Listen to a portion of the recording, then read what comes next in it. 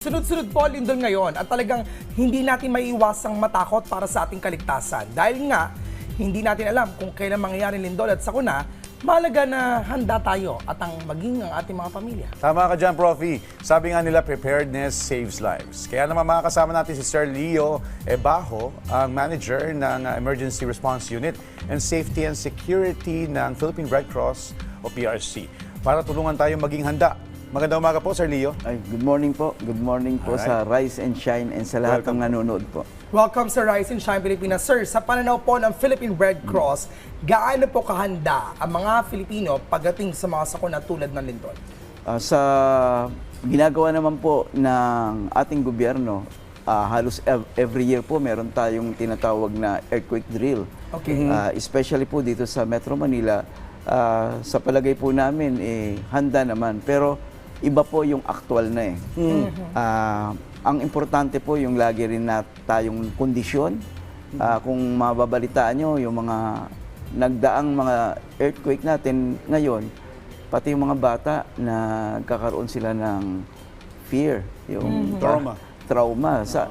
Maybe this is the right time po na ma-educate din yung mga estudyante natin na we have to be firm and we have to be ready. Speaking of being ready po, Sir Leo, maliban po sa duck, cover, and hold, ano po ba yung mga dapat na unang hakbang para mailigtas yung ating mga sarili, maging yung ating mga pamilya, pagka ito na nga, dumating yung lindol?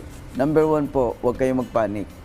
Kasi pagka nandiyan po yung earth movement or yung shaking, tama po na kayo ay mag-secure nyo yung sarili nyo. You have to protect yourself.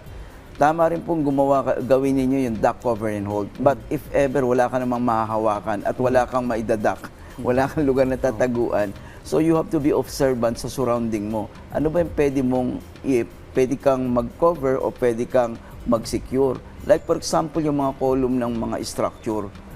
Pag may column po at may wall, mas mabuting huwag kayong pumwesto sa wall. Kasi So, doon tayo sa column, gano'n? at titignan nyo yung movement. Then, after na huminto, siguro a few seconds, sometimes 30, yung medyo, or the most, pagka may umabot pa ng mga more than 40 seconds, pag huminto yan, you have to immediately move out of that facility or that structure. Okay. And also, aside from that, I think we should also know about the 72-hour lifeline kit. Ano po bang nilalaman ito? Usually, marami po nakikita tayo mga improvised na survival kit. Go bag. O go bag, kung tawagin. Sa amin po ay 72 lifeline kit. The purpose of this is, pag nag-evacuate ka, dapat meron kang bagay na masusustain ang life mo. Very basic lang po. Ang priority mo dyan is food, water, and medical or first aid kit. Para if ever na ma-injured ka, meron kang pang remedy doon sa iyong injury. Unahin natin yung food. Basically, hindi mo kailangan magdala ng mga masyadong mabibigat na pagkain o pagkain lulutuin mo pa. Dapat it should be ready to eat. In fact, sa training po namin sa Red Cross, dahil ako po rin may hawak ng rescue program sa amin, ang sinusunod kong principle is yung light thing, like for example, chocolate. Napakagaan po ng chocolate, but this glucose will give you energy. It will give you a certain energy to last for several hours or even days. Okay. Say natin to ngayon nasa lamesa natin. I think this should be also part of the 72 lifeline kit. So meron tayo una, of course, sa pagkain. Pagkain. Although kasi, I've seen, kailangan may pambukas ka pa ng lata. Yes, kailangan may abre Mag-ready lata. ka nun. Pero meron naman mga nabibili ng mga dilata ready to open. So, hindi pwede dito yung mga cold cuts. Oo, ano ba? Magkukodkat ka pa, lumilindol mga hotdog. So, dapat mga ready to eat. Palamigin ko yung katawan mo. May punerarya kami, Joshua, aga-aga. May cup noodles, so mainit na tubig. Actually, based sa experience po namin, ako in particular, nung pinatubo po, hindi ko naman niluluto yung noodles eh. Ang ginagawa namin dyan, yung noodles natin noon, yung nakapack lang, yun yung common. Kinakain na lang namin yan.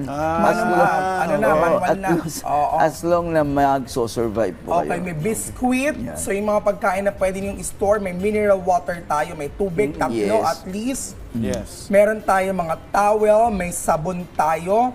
We also have Flashlight, flashlight, then battery, Power bank, I think. Although Yes. wala dito, Yun. pero dapat may power bank tayo. What's this? Radio Radio. yan. Sabi sa inyo hindi dapat natin binabaliwala ang radyo eh. Yes. Iba kasi Yes. sabi nila, online daw, no. Kasi No. last communication na meron tayong pwede ay ang radio. Radio. At meron tayong pito. Yan ang pinaka-importante po. Ayun. Kasi Dahil- habang kapag halimbawa na-stuck ka, pito ka. Yes, Ayun. po. Okay. Kandila. Okay. Maybe, Tapos posporo, pwede yes, na po. yun. Toothpaste, toothbrush. Ito importante rin po kasi pagka nagkaroon ng kasi earthquake yan, magkaroon ng dust yung mata mo, mukha mo. May malinis kang pwedeng At ipahid may sa tubig mukha ka. mo. Tubig. Ayun. Importante po kasi sa survival is yung ability mo to survive. One, yung vision mo, mata mo. Second, Okay. mga kamay mo. And your third is yung paa mo. Alright. These are the 3 points of your survival. Ano ulit? Tatlo? 3-point ang? Vision. Vision mo, Vision. eyes, hands, Okay. and your feet. For Ayun. mobility. Yes, for Oo. mobility. Okay.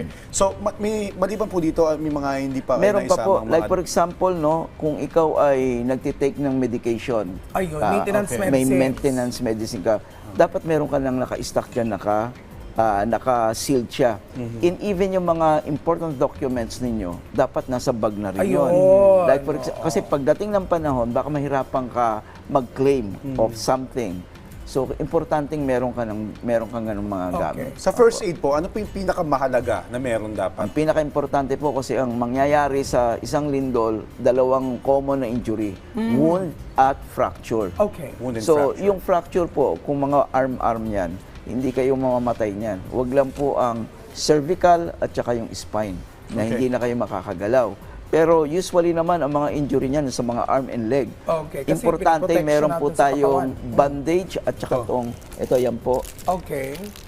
This is elastic bandage. Design po ito para sa wound. Pwede mo Okay. gamitin. But, pag na-stretch din yan, pwede mo yan pantali. Ang kailangan mo lang, maghanap ka ng any object na mahaba. Stick. Oo. And make it as a splint. Okay. At least may pantali ka po. Yun. Ayun. May gaza. May gasa siya. Alcohol. May Alcohol. alcohol din for Ang Ang disinfection. alcohol po, hindi po ginagamit sa sugat. Pang ano lang po ng sterile ng gamit. Okay. What we Betadine. use, povidone iodine. Po. Okay. Yan po. Yan yung Ay, sa iba ba yung sugat. betadine dyan?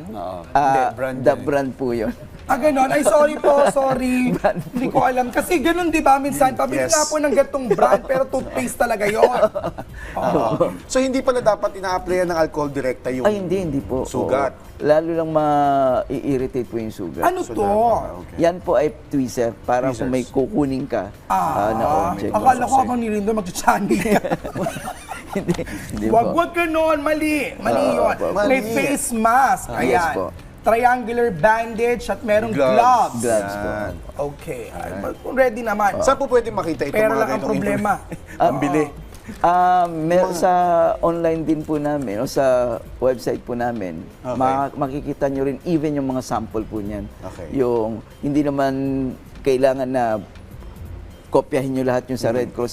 Katulad ng sinabi ko po, kung ano yung primary needs ninyo, yun ang priority. Okay. And the survival kit should be light, should be easy to carry. Yun. And usually, ito po, ang nire-recommend ko, ilagay nyo to malapit sa may pintuan. Sa exit. Okay. Para pag kayo ay tumakbo, madali nyo siyang mabibitbit at hindi nyo na siya hahanapin pa. So makikita ng mga ka-RSP natin yung listahan ng mga gamit na pwedeng dalhin sa go bag o sa survival Opo. kit ng Philippine Red Cross. Alright, malaking tulong po ito mga ibinagi ng impormasyon sa amin. Maraming salamat po muli. At tinapanayan si Sir Leo Ebaho, ang manager ng Emergency Response Unit and Safety and Security ng Philippine Red Cross. Thank you so much, sir. Thank you, Sir Leo. Thank you po. Thank you po sa lahat.